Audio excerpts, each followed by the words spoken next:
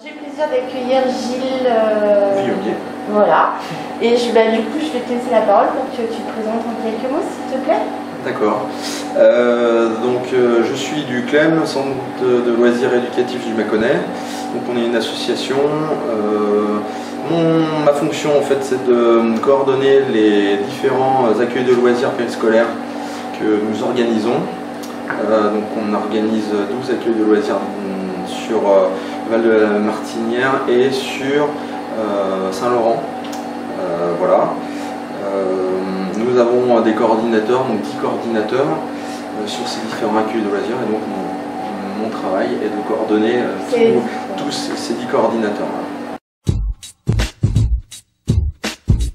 Peux-tu nous expliquer pourquoi tu es venu aujourd'hui participer au forum? D'accord, j'ai été invité pour justement animer une des mini-tables rondes et amener l'expérience du CLEM sur ces accueils de loisirs, les accueils de loisirs qu'on organise, et pour faire partager de ce qu'on met en place et répondre donc aux questions des difficultés et également des pistes ou des leviers à mettre en place pour la prochaine rentrée et surtout, comme on en a parlé ce matin, sur la phase 2 qui sera plus sur les contenus et la qualité des activités.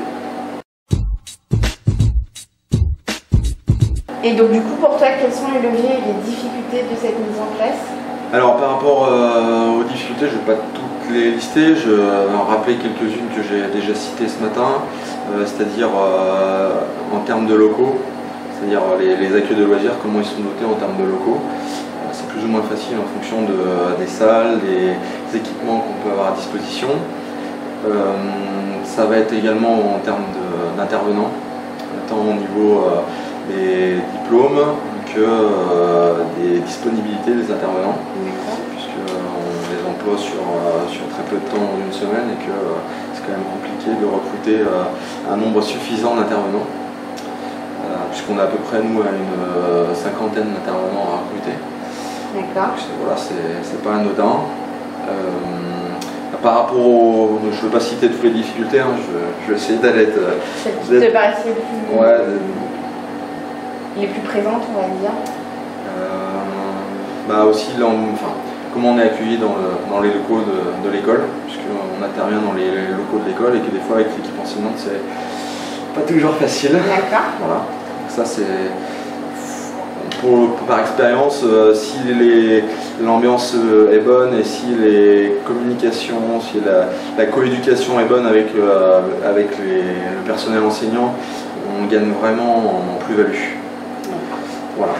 Donc du coup ça peut être un levier. Ça peut être un levier, oui, c'est là-dessus qu'il faut travailler. Ouais. Donc dans les leviers, comme je l'ai dit ce matin, je pense que la mise en place d'outils communs entre l'école et l'accueil de loisirs, c'est vraiment un des leviers les plus importants. Ça passe en premier par le règlement intérieur, où je pense qu'il est nécessaire d'avoir un langage commun.